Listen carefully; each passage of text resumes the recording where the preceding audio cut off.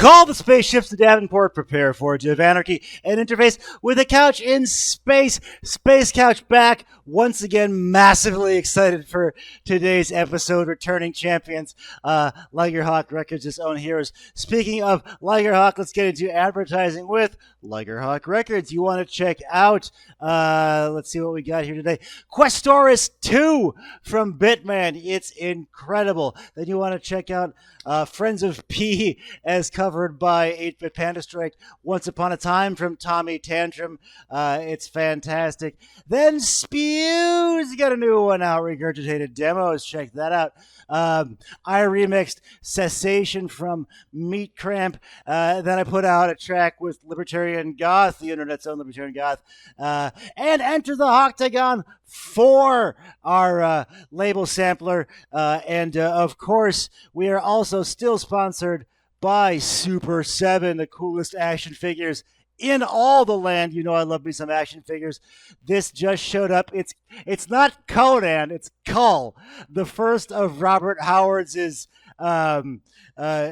shirtless action heroes, and also that weird action movie that came out in the late 90s with fucking Nitro, whose name I can't remember.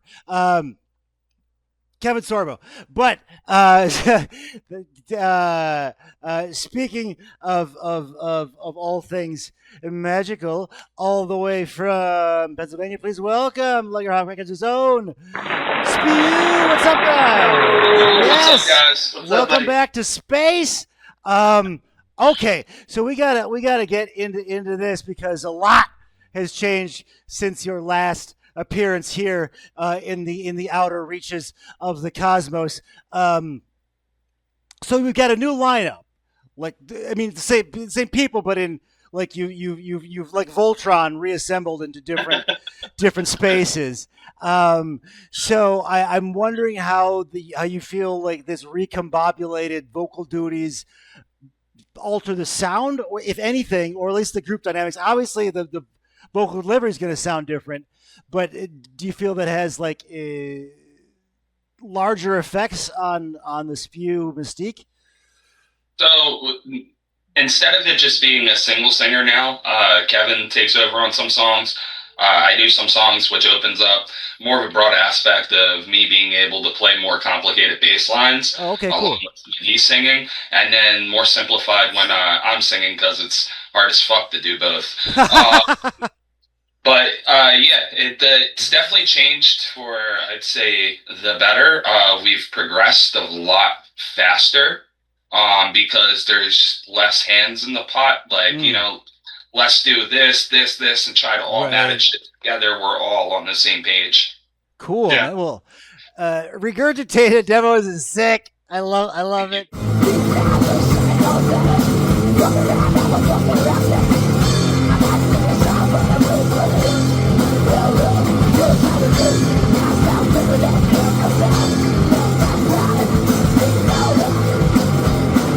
It's within the realm of punk rock, sludge, whatever. It does still span a lot. I feel like there's a lot going on there. Which I love about the fact with the band. Like, we'll play a blues song, then we'll go and play a Gigi Allen song, and then play a ska zombie song. Right. You get a lot, or reference cage matches with Hell in a Cell. Like, what's going on here? Like, I'm watching 5 bands at once. So is that sort of hodgepodge the ethos, if I can use that word, of Regurgitated Demos, or like is there any sort of what's the word I'm looking for? Like, does anything define this body of songs? Because you came out with Demo 25, which was like 3 of the tracks that are on this new Regurgitated Demos. And so, like, this isn't the album, though. This is still, like, okay. No, so August 10th, this Sunday, we're actually hitting the studio to record. Hell yeah. The okay! Should I name the studio? Yeah, I'm drawing a blank. I don't know the name of the studio, but so we're going to record in Oliphant. It's actually a very prestigious studio in the area. Okay. Josh, our guitar player, Josh wasn't feeling too well tonight, so he just sat this one out. But he set up the whole thing for us. He's recorded with his other band there a few times. So the guy is very honorable, very honest, and he knows what he's doing. Very cool. Well, looking forward to it. I love the demo form. Was that? We're excited to do it, and I think also, like, in answer to your question is like, I think it's kind of intentional. It's like if we're we do this thing where when we're jamming, like, we pretty much practice once a week at my house. And every so often, someone will just start playing a groove or a riff or something, and we'll just start playing, and no one knows what's going to happen. Usually one of us will just start singing some random lyrics, and things like that happen. And when you find something that works, you don't want to throw it away just because of the, like, supposed genre that you're in. Like, if it's a good song, it's a good song. And so, like, we find something, I think we're pretty open to the fact it's like, if it works, it works. If it rocks, it rocks. And so I think that's what we're bringing to the table, is something where, like, track to track, it's like a box of chocolates, baby, you know? Yeah, I also think ever since we became a three-piece and I picked up more of the writing that I needed to do. I have ADHD. Like, yeah, he'll even tell it's bad. So that's why we have a song about wrestling. That's why we have a song about zombies ate my neighbors. It's because of him. But if he didn't do it, I probably would have did it. We cover the GG song. We have a song about Jeremiah the Bullfrog, which is an actually deeper meaning behind that song. So it's not a Three Dog Night cover. It's about No, Jeremiah was just was a bullfrog. Is so well known. Everyone knows that. But if you look at it this way, every train hopper wanted to be, sort of like Jeremiah the bullfrog, living from town to town and going where they needed to. So we just used him as the premise for the story of people that I knew, and and it just works out. So if I could get highfalutin for a second, it's not just like this sort of gutter punk rock title. It's SPEW almost describes your ethos. It's all your breakfast, lunch, and dinner all in the stomach coming out as like a fire hose, this big swirl of chaos. So SPEW actually actually stands for sludge punk in every way. Yes, I didn't know that. All right, cool. That's very cool. It's got levels, much like Upchuck. You get to see like what you ate last. I'll stop. Ogres love onions. That's a nice bowl. It's a nice bowl. Oh, it tastes even better the second time. Why am I being gross today? Probably because I'm so excited about your upcoming shows, August 23rd in PA. Plug that one for our Space Cateers at home. So we are at Union Vapors in Dixon City. Union Vapors has been amazing for the Northeast PA community. They've done over 100 shows now. Ken is a great guy. He runs the place. He knows what the Valley needs. And he's been so gracious to open up his home to us numerous times now. We are playing with Disruptor and Toothless. They're both from New York. Very, very great guys in both bands. We've played with both of them before. So if anyone can make it out, anyone local watching or anyone from New York that's into them, come on out to that show. On the 27th, we are shooting out to Brooklyn, New York. We're playing the Lucky 13 Saloon. We're doing that with the Murder Junkies, Blackout Shoppers. We are doing Chemical X, and I know I'm missing one of the other bands on that. I'm so sorry, but it's a huge lineup that night. I can't wait. Yeah, I can't wait to play with Merle and that's cool. And we got Union Vapors again on the 4th. On the 4th, and that's what. Hambone Skinny actually reached out to us and asked us to. I think they're from. I want to say like Maryland or something. They're from around. They're really cool. I've looked them up. Hambone Skinny. We're excited to play with them. And Fiendstar, our buddy Josh's other band, we're gonna be performing with. Then the 13th is the biggest one. That's the Electric City Music Conference. Yeah, we got confirmed to be on the Electric City Music Conference this year. Thank you, Joe, a lot for letting us on that. And we are actually playing at the V Spot that night. Yeah. All right. We just played at the V Spot last night for an open mic. I should have that footage up on because normally I release all the footage for us. I'll edit everything, like the demo. I edited that whole demo on my phone. So yeah, everything that we do, I pretty much. Shout out to Rich with the Nepicene. Yeah, Rich from the Nepicene. He's Good guy. doing wonders for the area. Always has. Always looking out for people. Rich is one of the kind heart soul Very in cool. our community. And for our listeners at home, Nep is northeastern Pennsylvania. Thank you. Yes. Yeah. And man, that's so cool. I love that you're like just crushing on the show tips. When I was, I think back in like middle school, like Gigi Allen and the Murder Junkies was like spoken of in hushed tones at like sleepovers. Yeah. Like, have you guys ever heard of this band? Like, you look around first, like, And then your friend pulls out. And then your Yeah. friend pulls out. Hate It. It makes you watch Hate It. yes, Yeah. Oh! That's Yeah, very it cool. Was life. It was life. That was life. Wow. That unlocks some. Chad Ginsberg from CKY, I think, said it best. You don't know Gigi. You don't fucking know him. Oh, for the uninitiated, the story. I mean, how do you describe Gigi Allen? But So Gigi Allen was an outlaw scumfuck through and through. Okay. If you describe him, you'd have to use the word shit and piss at least a few times. I mean, it's blood and insemination and probably like a sucking cannibal and but a lot of blood, a lot of piss, a lot of shit, and a lot of not giving a fucks on stage. He was through and through. He was Gigi, and that's why I don't look. He sang about a lot of fucked up shit. He did a lot of fucked up shit. Yeah.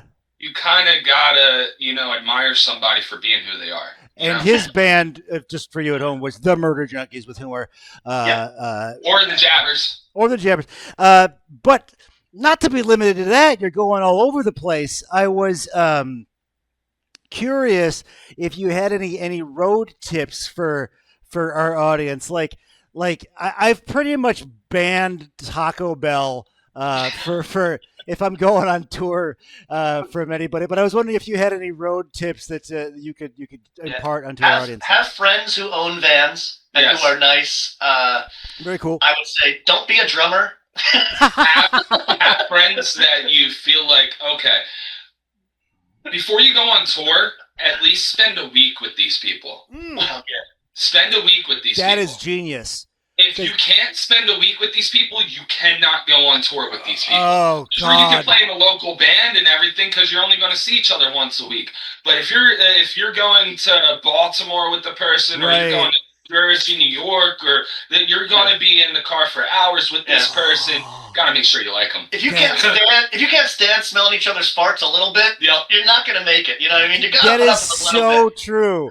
Oh, it sounds like simple, maybe to you at home if you haven't been on tour, but that piece of information could have I've lost years of my life from stress. I didn't know you were a giant sack of shit, and now I have to be exactly. Yeah, that can happen. So there's nothing better now than when let's say we went to Pottsville. What was that? 2 weeks ago, and we played out in Pottsville. When we showed up, there was nothing better than just showing up and knowing, hey, Josh and Johnny and Kev might want to play a game of Magic. Let's set up some Magic before we play and wind down. Or go to the card shop, or go grab something to eat, or you talk about this. Yeah. There's so much that we all relate to at this point that it's way past the band at this point. We're a family. Cool. Yeah, I mean, once a week we get together, we play Magic, typically after every practice. So once a week That's we'll awesome. just chill. I love it. And I always say to the guys, it's so important to just be friends with the guys in the band. Because if it's business, businesses end, things like that. But friendships, are stronger. And so I always try to, get us just away from the drum set for a while. Get us, just doing things that just friends do, Look what the fucking band did, though, man. We have a SPEW compound almost. Yeah, that's awesome. There's so many people that aren't involved with the band that are involved with the band. Totally. Like Sherman, Mikey, Johnny, Toby, Spurman. Spurman. All these people, they help though constantly with us, and always look. Cody, Raz the Son.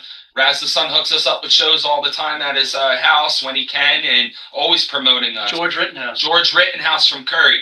Curry's one of the most important places in this whole scene. Probably. It's important, because it comes across, and if you're the band that nobody likes to be around, Oh, just do not book those fucking guys. They're a problem. Not you. This hypothetical, like other. Sure, yeah. Everybody knows, like, don't the gothicals or whatever. But anyway, we've all been in bands like that. Oh yeah. Because you have to learn who to put yourself around.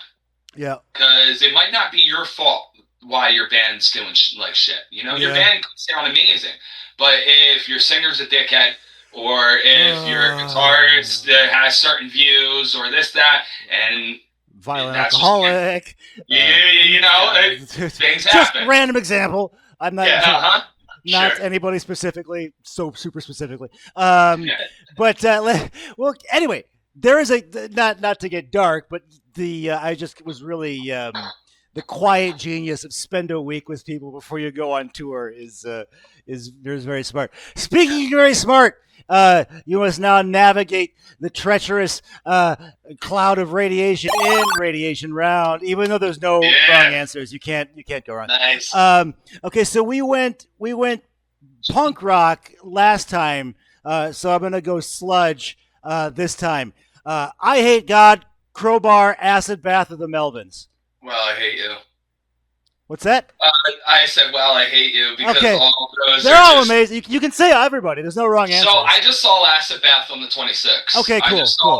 I just saw them in New York with Pentagram and King Parrot. Bobby was fucking amazing in Pentagram, as always. But Acid Bath, look, I love I Hate God, Mike Nine, and the way he writes. It's so simplified, but at the same time, it's so, I know exactly how you fucking feel. And then you have Kurt Weinstead from fucking Crowbar, and just the growls and the straight pain this guy can make you feel is phenomenal. But there's just something about Acid Bath that, for me, always. Dax to Sammy to Audie, to Mike Sanchez, all these guys poured their soul into these two fucking albums, and they did it for Audie, And then once Audie unfortunately passed away, God rest his soul, they had to move on, and they did the right thing by moving on. And now them doing what they're doing isn't like a cash grab thing. It's literally, they know the fans want this. Okay. I didn't know they were still doing that. That just adds so much more respect than what I had before. So at this point, they're probably the top sludge I have. Very cool. Yeah, I knew he was going to go that route. He's a huge Acid Bath fan, and he actually recently got me into them, because I'm not, like you said, like, we have so much different stuff. Like, we're bringing something very uniquely different to the table here. Like, he's more into the sludge stuff. I'm more into, like, the punk rock, folk, traditional rock, metal, ska, all that stuff. Like, we'll go ska then the next time you come on. Yeah, I like Cake, and I like Zeppelin, and I like the Scofflaws, and Jonathan Richman. Sure, I like Dolly Parton. Well, like all sorts of, and Josh is more like a Primus. fusion, like Primus. Oh, he likes all that, like, amazing, like, bass playing stuff, and we've said it before. I'm a guitarist.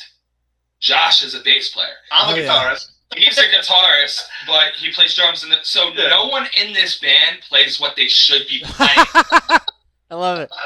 It's funny, yeah. And honestly, we don't want to know what it sounds like. Okay. I mean, mankind's mind cannot comprehend. Well, if you like Dolly Parton, I'm coming to you from Knoxville, Tennessee. We've basically put her head on money. She's incredible. Patron saint of the city. Okay, so question 2, difficulty increases. Cobra Commander, Serpentor, Destro, or the Baroness? We're gonna go with Destro. Destro, very cool. I mean, he is literally the most metal of the. Yeah, but honestly, I would Snake Eyes, dude. But Snake Eyes. I went evil this time, but no, Snake Eyes is the coolest for sure. It's G.I. Joe flat out. It's Roadblock or Snake Eyes. Yes. Okay, we'll go with Roadblock. So when I was like 5. I remember my parents would take me. I lived in Philly, and they would always have to take me back into the store because I'd be snapping out, going, "Bob, I left Bob," and Bob was my little Roadblock toy. Okay, very cool. I did the same thing, but for Ram Man for He-Man, until I lost him. I love He-Man. Now you know, and knowing's half the battle. Hell yeah! Okay, so in the most punk rock answer ever, you bucked all the choices and went Roadblock and Snake Eyes, and I love it. And question number 3: what is, in your opinion, the coolest venue you've yet played? Coolest venue I yet played after being there, the Brooklyn Paramount in Very cool. Brooklyn. That place is fucking beautiful. It came out in 1890, if I remember, and then it was put out due to Prohibition in 1920s. Came back out in the 1960s, caught fire, and then they just redid it and reopened it. But it's all the original architecture in there. It's beautiful. When you look up at the ceiling, now I was gone. But you look up at the ceiling and just the lights behind the old stone that you can actually see through. It looks like it's just projected on you. Wow, that's in Brooklyn. And it sounds cool. awesome. What about you? This is like if we could play anywhere. I mean, I'm gonna say I'm in New York. I'm gonna say the Madison Square Garden, baby. Hell yeah. I'm good for the stars, man. You know? Yeah, I was gonna. Yeah. Why not? All right, cool. 4,000. And all right, cool. And then everybody's second favorite feature, hypothetical spectacle. On your last amazing appearance on Space Couch, we nailed the SPEW video game. So I was wondering, let's go SPEW the breakfast cereal. Would there be like marshmallow broken teeth, or maybe corn puff nose bones? It would be so the actual cereal itself would be shaped little bones, like nose bones, like Mick Foley's thing. Nice. But then the marshmallows would be teeth. But when you pour milk onto it, it turns green. Hell yeah. Okay, I love it. But the teeth turn yellow. And you can't eat it in a bowl. It's got to be in a cell. Like Paps when you eat it. Yeah, it's got to be like the cereal bleeds out into the milk, turning it into just the contents of a PBR tall boy. Yeah. If you keep this thing in a sock in your tub for a week, you're gonna get nice and lit. Hell yeah. I don't know the contents, but I know that it ends in you having diarrhea. I know that. Okay, that's the most. That's the free toy inside. Is the diarrhea? Yes. It is not a tour item. That's when you spew. We make you spew. Yes. Not for use on tour. It's just like stamped on the back, like it's going to go. That's right. Oh, okay. So I was just going to follow up with our traditional last question, which is what's next for the mighty SPEW, but we've kind of done it. In fact, it's Wednesday, August 6th right now, but when this runs, you will be recording your long-awaited demo on August 10th. Album. Excuse me, I screwed up because it's been You recorded our demo. We did. You released our demo, and thank you so much for that. That's right. It's fun to like kind of play record label, but I did love being able to meet all these wonderful people and just be like this. If for you at home, I was so happy to end this the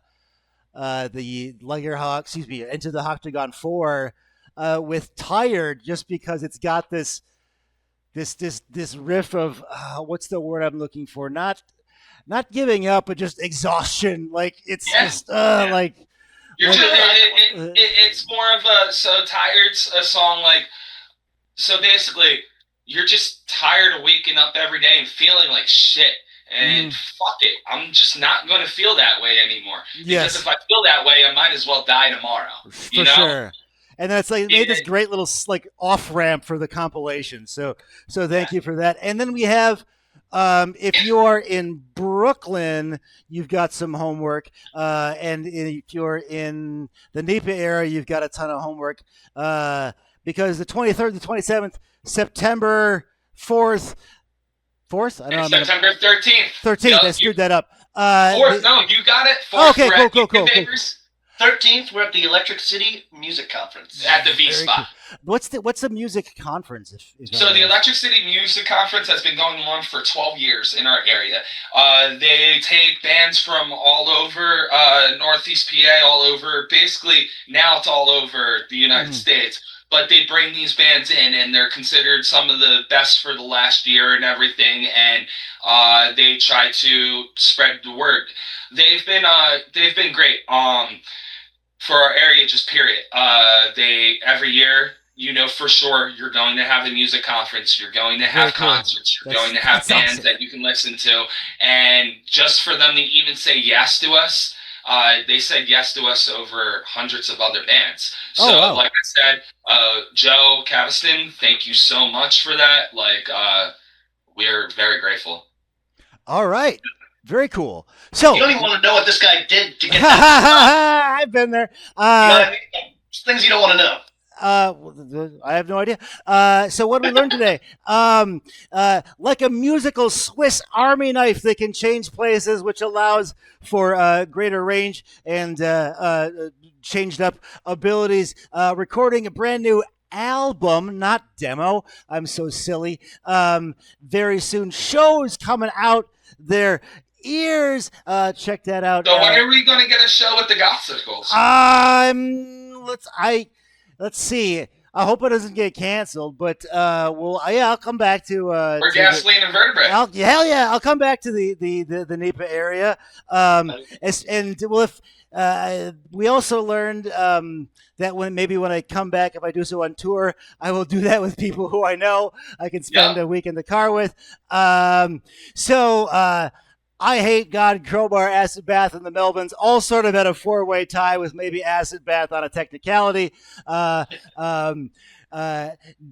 among the choices I threw out, but they were blown away by Roadblock and Snake Eyes, and they want to play Madison Square Garden or perhaps a very cool theater in Brooklyn. And if this has not provided enough nourishment for your soul, you can always pick up the nutrition from the SPEW breakfast cereal that makes you horrifically spewage. Yes. Oh, marketing genius, this guy. All right, so I think we got it. Unless you want to throw anything else out there, we can wrap up this trip around the space. If you want us to play anywhere, hit us up. You can get us on SPEW NEPA on YouTube, SPEW Band on Instagram, SPEW NEPA on Facebook, on Spotify. Right now, our demo was released by Bird Mouth Records, which is a good buddy of mine, Dinker Pants.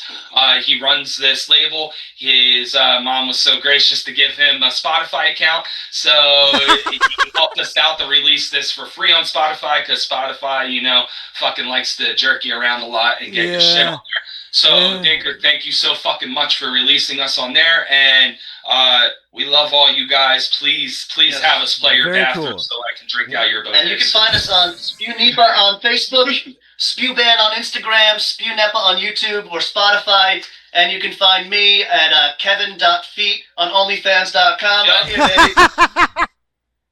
That's right. That bread. Give me that bread. Best episode ever. All right, I don't think it's gonna get any better than that. This is Brian for Space Couch for SPEW saying, call the spaceship.